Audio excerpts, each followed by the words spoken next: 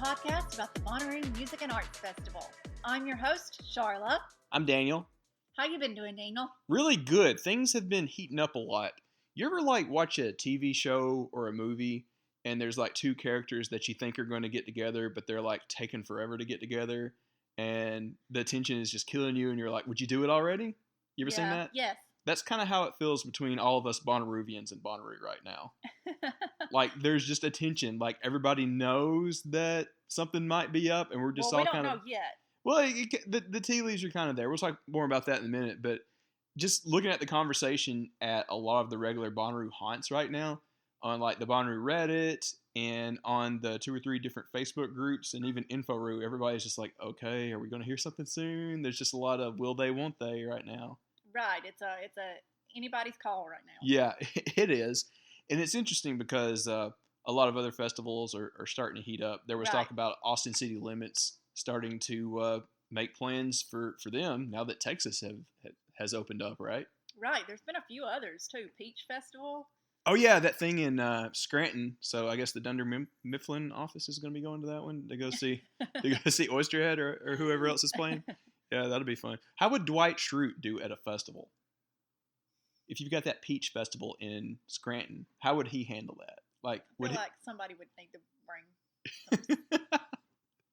No, I feel like Dwight Schrute would be a big Oysterhead. Trail off. Yeah, and fish fan. That would be. Well, maybe. Yeah, that's his jam or whatever. Or wasn't he into heavy metal? I can't remember now. I don't remember. But yeah, there's a lot of news. Was, yeah. Yeah. There's a lot of news going on right now. So there is something that Charlie and I wanted to talk with you about. So first of all, I implore you to go listen to the What Podcast. The What Podcast. We say this every episode. Yeah, this one especially because this is probably one of the best and most informative episodes that they've ever done. They talked with a pair of booking agents and asked a lot of the right questions and got some very good information. Most of it good. Maybe there was 1 or 2 little bits that wasn't as promising, but I won't steal their thunder. Go listen to them for the best information. Now, I'll tell you this. If you want news, go listen to those guys. Listen to the What Podcast. Yeah. If you want professional opinion and informed speculation, go listen to them. When you listen to them, it's as if you're talking to industry veterans. I mean, they are. Those 2 guys work in the newspaper and radio industries. So they work with these people day to day. Let me clarify. When you listen to us, it's as if you're just hanging out with us at the bus in the general admission RV campground. You just took a seat and we're just all, as friends and fans, talking about our favorite things. Would you agree, Charlotte? Absolutely. We are not the news. Yeah. We're not trying to be your source for Bonnaroo. Yeah. We're just, Charlotte and I talk about this all the time, whether or not we're recording it.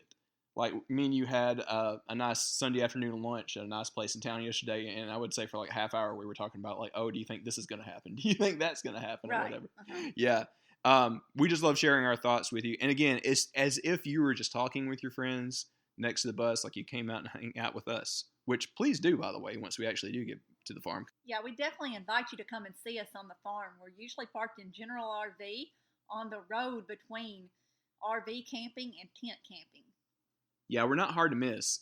Big blue bus with hippie paintings all over it is we're not exactly inconspicuous. There's a couple of other buses that are kind of easy to find too. There's one that has a stage that rolls out. Stage. They've been going for years. Those guys are weird, in a fun and cool way, but weird. Yeah, next time you're there, just go walk by there and see, and you'll see what we're talking about. They're pretty quickly. Amazing, yeah. Oh yeah, we've talked with them. They're fun, but I mean, somebody being weird at Bonnaroo, that's what you want to see, right? We're all weird here. So, what have you been hearing? Or reading online, rather? Well, I'm encouraged that a lot of smaller festivals, excluding Austin City Limits, which we talked about a minute ago, a lot of festivals are starting to gear back up and make plans, and in some cases even sell tickets. I know that there's one just up the road from us in Nashville, kind of like an EDM festival. Deep Tropics has Closey playing, I think right around the time that Bonnaroo should be, and they're doing kind of like a pod thing, kind of like the Caverns has been doing. That's cool. Which it's a little pricey. You got to get 6 friends together to get a whole pot. Yeah, I looked at it because I wanted to see Closey, but I was like, I don't want to spend that much just to see her. I'll get to see her eventually, And I don't know. I feel like there's a lot of good news going on. The vaccine news is going really good, and you'll have more to share about that after our break, right? I'm feeling really encouraged. The one thing that I personally am having some hesitation about is, and again, this is just Daniel's speculation. This isn't informed opinion or anything. I'm worried about Tame Impala. Yeah. They still have a tour booked that starts in July, I think, in the U.S. But as you'll hear from the Brad and Barry interview with the two bookers, international artists are facing a bigger challenge right now. There's visa problems and things like that. So, you and I have already talked about this. I'm taking some of our stimulus money and I'm just buying tickets to their Atlanta show. So, I mean, if they have to delay that, that's fine. But I want to guarantee to myself that I'm going to get to see my favorite band. And I will say this, a little jokingly, but also without much hesitation. I'm probably in the top 2 or 3 Tame Impala fans at Bonnaroo. Like, I am obsessed with them. Charlie can attest to this, right? Yes. Like, I have like a giant thing in the garage with the Currents album. It's silly. No, there's probably people that are more obsessed because I thought. Well, I want to meet them then. Well, I thought I was like number 1 Third Eye Blind fan when they played a few years ago, and there was people there that was like, "Oh, I've seen them 27 times," and they were like 18 years old. So I don't even know how that's possible, but they've been a band longer than you've been alive. Yeah, that is. Yeah, you're right. I remember that. That's funny. Yeah. But yeah, whoever else is a bigger Tame Impala fan, I need to meet them and hang out with them so we can nerd out. Yeah. And one reason I'm a little more hesitant now, but also encouraged, is last night, as of us recording this today, they kicked off their little mini tour as Tame Impala Sound System. He said that as a joke on one of their first performances that they did during the pandemic, and I guess they've just kind of gone with it. It's a 3-guy group, and they're leaning far more on the EDM side of things, which I love. I love it so much. I listened to a few clips of them playing in Perth, Australia, and I was just like, oh my God, I need to see this. So I feel like there's a chance that if they do follow through with a tour in the U.S. this year, it's going to be as Tame Impala Sound System and not as the full band. Again, that's just Daniel's personal speculation based on his obsessiveness with Kevin Parker and Tame Impala. So we'll see soon, and I don't know about you guys, but I plan on being there for whatever show they end up having. I'm starting to be a little nervous that it might not be at Bonnaroo. So my nervous thing is, if you listen to the Watt podcast, they brought up a good point. So Texas just crushed their mask mandate. Yeah. Mississippi just did away with their mask mandate. Alabama's on the verge of it. Well, we haven't yet. We still have it so far. Yeah. Other states are starting to do away with their mask mandate. So is that going to, we never know how that's going to go. Yeah. Is that going to set us back? I don't want to get into the politics of it, but obviously. But Tennessee seems like a state that probably would do away with the mask mandate in the coming months. Right. And my point is, we just still, even in 2021, we can't see the future, obviously, and we don't know how COVID is going to go. I can see the future when I go to a Tame Impala show. Anything could happen. So anything could happen between today and even tomorrow. So we just don't know how COVID is going to play out. We have some good ideas, but nobody can see the future 100% of the time. You brought up an interesting thing about things changing day to day. I think anybody who paid attention and lived through this time last year knows how quickly things can change. And I would warn anyone who keeps an ear to the ground with the rumor mill about that, because things are continuing to change day to day. Something that you hear this week might not necessarily be accurate next week, because, like we said, a lot of these mandates are changing, bands' plans are changing day to day. So, this isn't as if it's a regular rumor season or whatever. Usually in a regular rumor season, we all know kind of a schedule. Like the Rue Clues come out, and then industry insiders start gossiping a little, and then people hear things like a week or two before the lineup release. This is not that at all. Everything has been thrown up into the air and thrown in every different direction. I don't want to see COVID cases rise and then people be upset because they read through a rumor or through a speculation that Bonnaroo was for sure happening. Yeah. And people speculate and people do rumors all the time. You can read things on InfoRoo, you can read things in Facebook groups, on Reddit. The festival. Yeah. And I don't want someone to get upset because they read something on the internet, because things are forever changing with the COVID situation. But yeah, it's just a weird time right now. I feel like things are going to slowly come into focus over the next month or so. But right now, like I joked around about, we're just kind of like in a weird will they or won't they phase. Right. There's just so much. We're just waiting. Yeah, there's just so much tension right now. Hey, Tame Impala said patience. Oh, yeah. That was a pretty good song, too. Hey, so there is some solid news that we have to share. This is something that seems like some boring government bureaucracy. But if you hold with us, we'll explain why it's actually pretty cool, why it's big news, and why it's great news for Bonnaroovians. About a week or two ago, there was news that got out in the local Manchester Times, Manchester, Tennessee, that Bonnaroo has put in the request for the land on the farm to be annexed into the city, into city limits of Manchester, Tennessee. Now, you hear that and you think, like, okay, well, what does that mean? That just sounds like, some boring government rules or whatever. It's kind of a big deal. It's something that had been in the works for a number of years, and there's some great reasons for this to happen. And they're not going to result in the bad things that people might think that it might eventually mean. So, anyway, we brought on one of the best people we know to help explain this. Our buddy Ryan French is an alderman in the city of Manchester, and this has been on his to-do list for many years. He loves Bonnaroo dearly. Him and his family live basically across the road from it. Mm-hmm. We've talked about this before. We've visited them at their house, and their house is basically a Bonnaroo museum, way more than the Roo bus is. It's ridiculous. Way more than the bus. Yeah. They built their own arch. It's huge. It's ridiculous. But we love him and his family to death, and I had him on a phone call about a week or so ago where he explained more of it.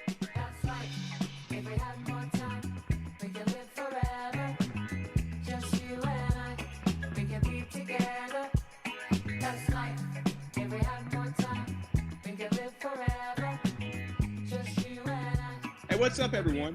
I've got by phone one of our buddies. He is the former vice mayor of the city of Manchester.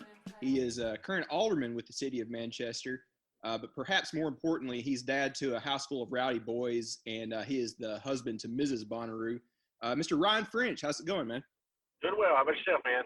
Oh, not too bad. It's a nice day. It's the last day of February day. It's almost 70 degrees out. It's a little warm. Kind of weird. It's been a while since we had you on last time. For those that don't know you, can you kind of explain what you do with the city? What does an alderman do? Sure. So alderman in some cities would be referred to as city council. So I've been an alderman since 2009. I did serve as vice mayor for, I believe 4 years or 6 years. So yeah, that's basically it. And I'm still in city council as of today, and or serving as an alderman. And I guess, I'm on my 12th year. So, which is a little weird because I'm only 35 years old. So I've kind of grown up as an alderman, maybe.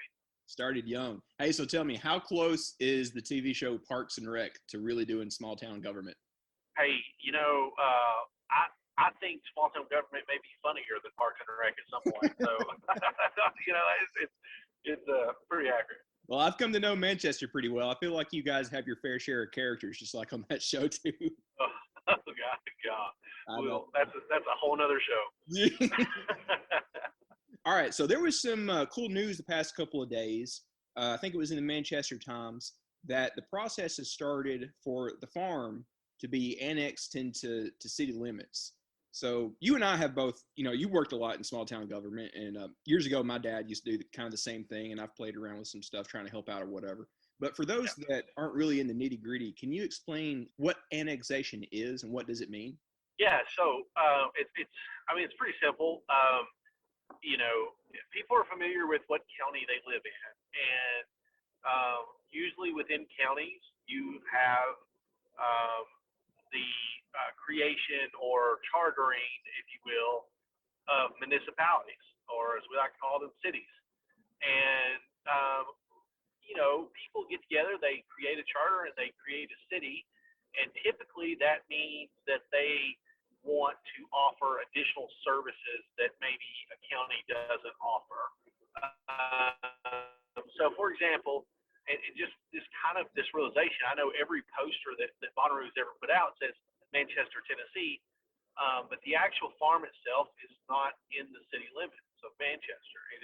It is literally just outside. It is the first property outside of the city limits as to where it sits. And so it's technically in the county. Now, what does that mean? Well, it means that they receive county services. And the county services are somewhat limited. Municipality services are a little bit more extensive. So when you think of a city or a town, you think of your trash being picked up, you think of street lights, you think of a little bit more police presence because you're not just depending on the sheriff's department. And then you also think about things like water and sewer. And so that's basically what this means. Bonnaroo has, they're constantly looking at the evolution of their festival and how they can enhance the fan experience. And services and public services is definitely one of the ways to do that. And so that's basically it. So if they were to be annexed, which over the next 30 days, 45 days, we're gonna find out if that actually happens. But if they were to be annexed, the city of Manchester will have to come to an agreement with them on what we call a plan of service, and that more or less lays out the timeline of future services that will be offered to the property. And once we agree on that, the annexation happens, and that property would then be eligible for those services according to the plan of service. So that's more or less it. Now, if you want to kind of get this down in layman terms, Bonnaroo at some point in time, or Great Sage Park, I should say, at some point in time, they believe that having sewer, for example, will be an enhancement to their facility. I tend to agree with that.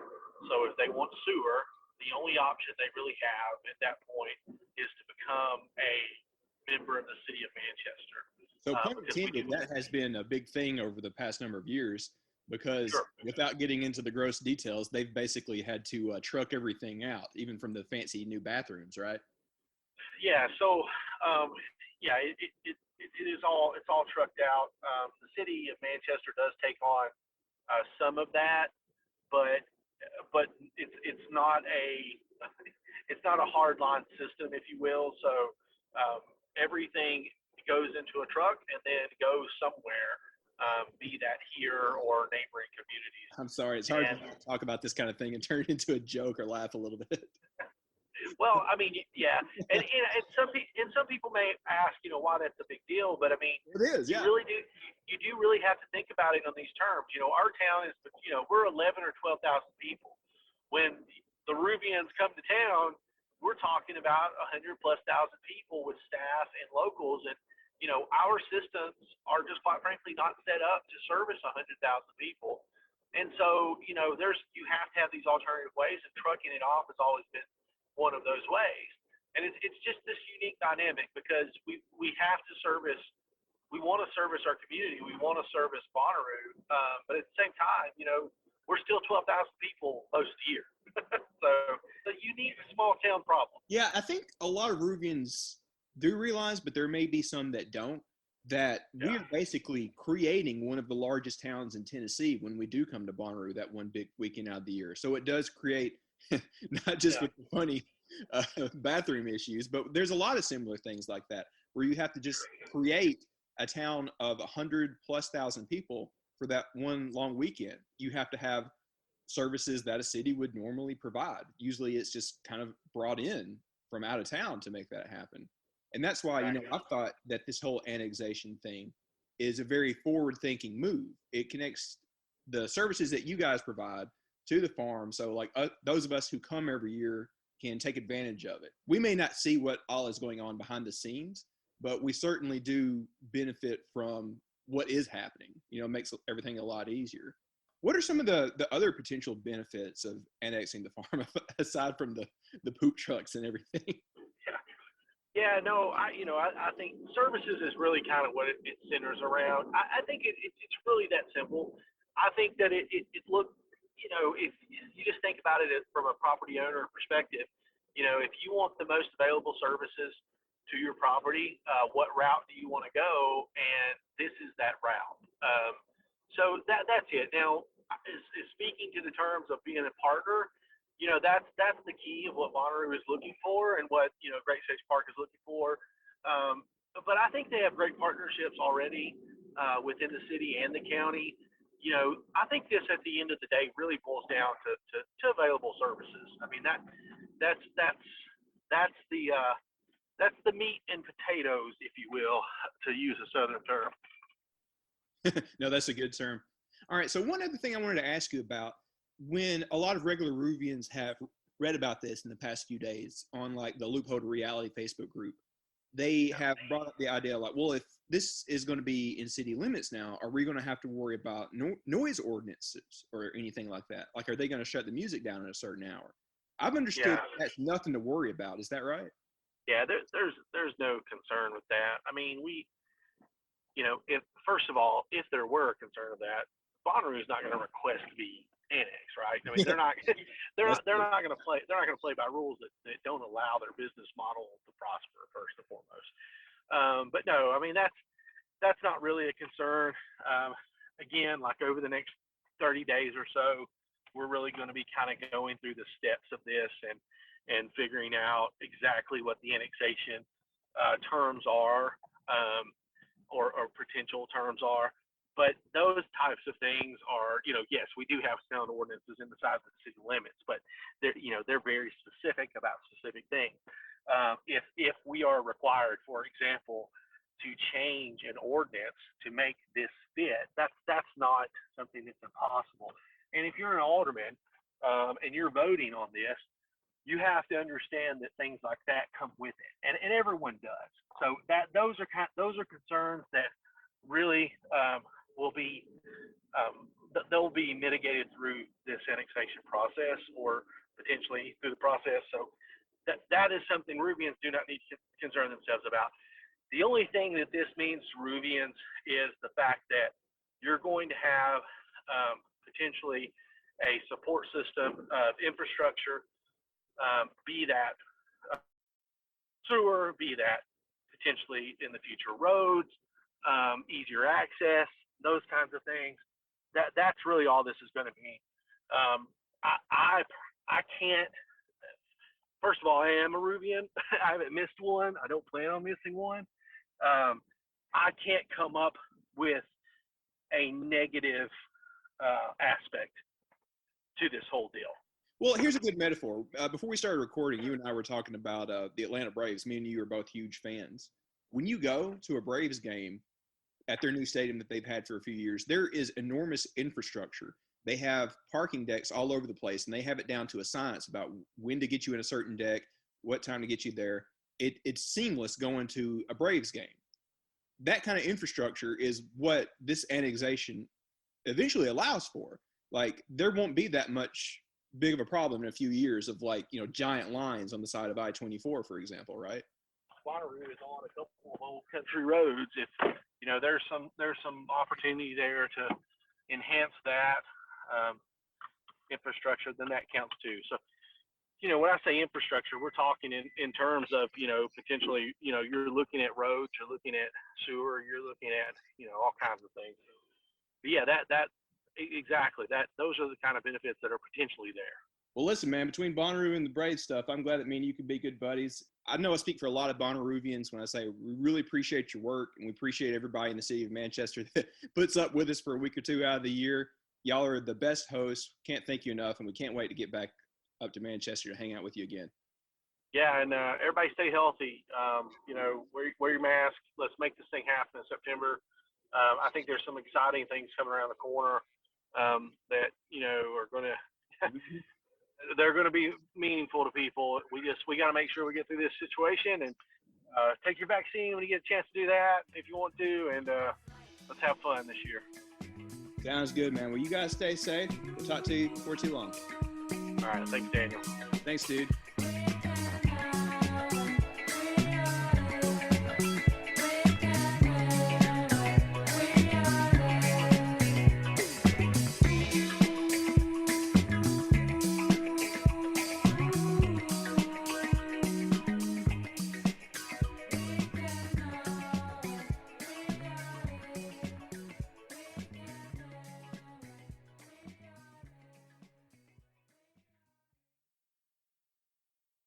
So thanks to Ryan for that great interview. You know, the Frenches are just wonderful Bonnaroo people. Like, I just want to be like them when I grow up. I know, right? We talked a couple of weeks ago how about Ron was somebody that's going to be remembered as a Bonnaroovian for a long time. Equally, just as much are the Frenches, Ron and his wife, Rebecca, and all of their troublemaking boys. I think it was a year or two ago, we parked the bus at their place for a couple of nights, and I practically gave it to them to take care of for a few nights, to the boys, you know, and they turned it into their playground and had the awesomest time. Yes. There was a photo of one of those boys with a frog on his shoulder. It looked ridiculous. Yes. I'll have to dig that up. Hey, so you said that there was something you forgot in our first half that you wanted to bring up. Yeah, I wanted to mention on the What Podcast episode, they did talk about capacity levels or capacity limits. And, you know, that's just something we got to keep in mind. And like I was talking about before, it's just still anybody's game right now. We still just don't know. So I just want to emphasize that. Yeah, it is tricky. I feel like that's something that a lot of people are still figuring out. I know that in a lot of articles that I have read about, like, what are safe activities to do during a pandemic, camping is considered one of the safer things because you're still maintaining kind of a bubble in your own tent. Now, the way that it's done at Bonnaroo is a little different because everybody's slapping the bag. You know. Bonnaroo camping is not regular camping. I mean, let's be honest. Let's just be very honest. I feel like that's going to be one of the last steps that we have to figure out. I don't know how they do that. Do they make the camping spots like further apart out in the field? Idea. I don't know. Somebody, I'm sure, is already thinking about this. Sure, absolutely. And already has a plan for it.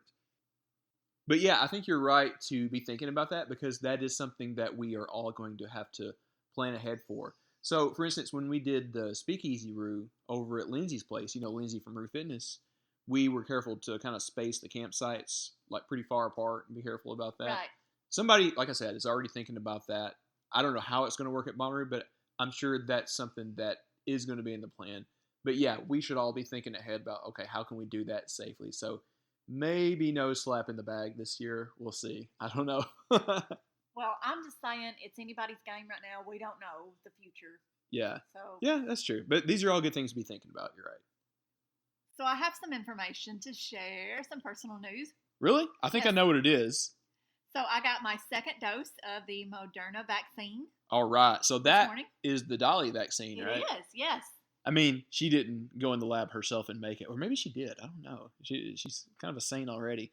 But yeah, she had a bit that she donated to Vanderbilt to help make that happen. Yes. And she got her shot, or her first one this past week too, right? Yes. I saw a video of that. She had some sleeveless sleeves just for the occasion. Yeah. And she was cut out. I feel like she knew the doctor that gave it to her. She was kind of giving him a hard time in a fun way or whatever. So we saw how it went for Dolly. How did it go for you? How was the whole experience? Great. I felt great. It was very easy. I just drove up, handed them the forms, and just walked inside a little bit, and they gave me the shot, and that was it. Did you even feel it? No. Really? No. I remember when I was a kid, I dreaded getting a shot because it would kind of hurt. It doesn't bother me, but I'm like a big blood donator and all that stuff, so it doesn't bother me at all. Oh, well, you learn from the best from Dolly, I guess. Yes. So you had it this morning. It's like almost 7 o'clock at night. How are you feeling? I feel fine. Yeah, no sore arm or anything? Yeah, no. Well, good deal. Yeah, well, hey, listen, I feel like you brought that up because you're encouraging everybody else to get it, right? Because that's the golden ticket to make things happen. Absolutely. Personally, get the vaccine I encourage you to get the vaccine when you're eligible. Do it for your family, your friends, and, of course, all the 80,000 people you're going to meet on the farm. Oh, yeah. I saw your Instagram post, too. You saw that? Yeah, I did see that. That's pretty good. That was a good picture. I took that picture. Yeah. But, yeah, I feel like vaccines are starting to be more available to more people. It's kind of the Hunger Games, really, honestly, because there's different rules for each state. And almost each county in different cases.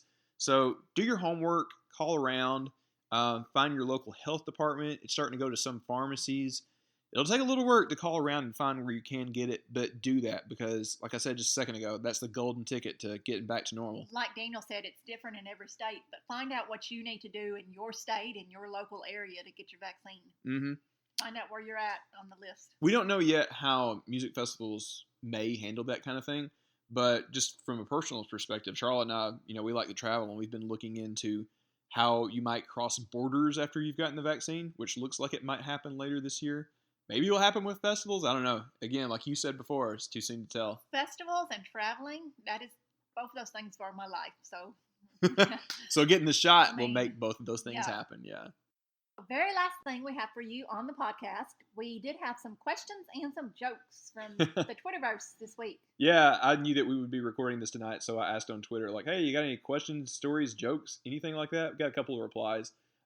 Sean McCarthy, who has hung out with us online for a number of years, he had a good, this is a good stupid dad joke. Yeah, you read it. One of my friends is in a band called 999 Megabytes. They haven't had a gig yet. It's kind of a techie joke, but that's a good dad joke. Okay, the Ruham guys ask, what do you call an empty hams case? A trip back to the store for more. Oh gosh, them in there. Wow. I know, that's a good dad joke. Brooklyn said she saw a case of hams at a gas station.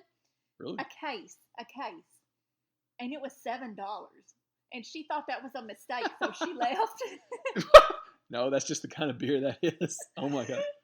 But anyway, I'm guessing this was probably Parker. He says, just kidding.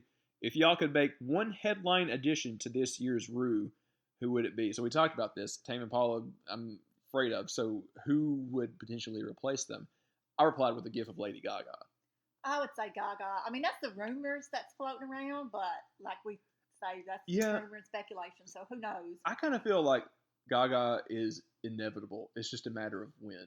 If Gaga was on the farm, yeah, I mean, I don't know exactly. Crazy. Oh gosh, yeah. For those of y'all that are a little on the fence about Gaga, please take it from us. She would throw the best party on the farm. It would be perfect for the farm.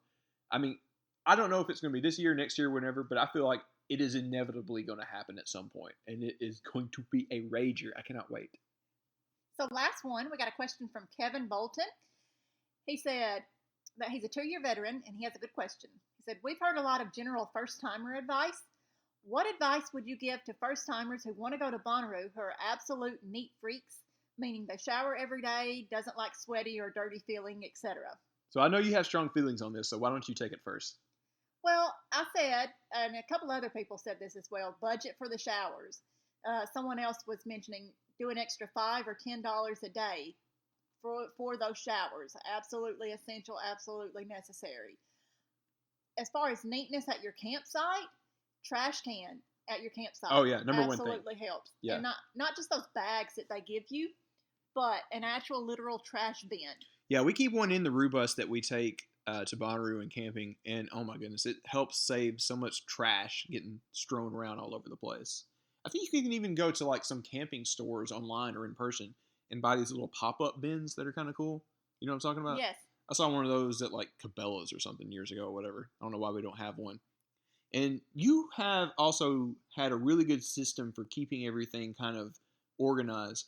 You have gotten one of those like closet shoe organizers. Yes, I have a shoe organizer, and I hang it up on the canopy every year, and I just put all of our stuff in that, so you're not rummaging through. Yeah, so like random things like forks and spoons, yeah, so when you need toothpaste, a fork or whatever, or sunscreen or whatever, you can just, there it is. Yeah, I'm kind of particular about keeping the inside of the Rue bus clean, even though sometimes we have like 5 or 6 people in there. It's kind of tough, but like since we have so much memorabilia and we have people coming to visit that maybe want to sign the inside of it, sometimes we even have artists come down. I want to keep it looking good and neat in there.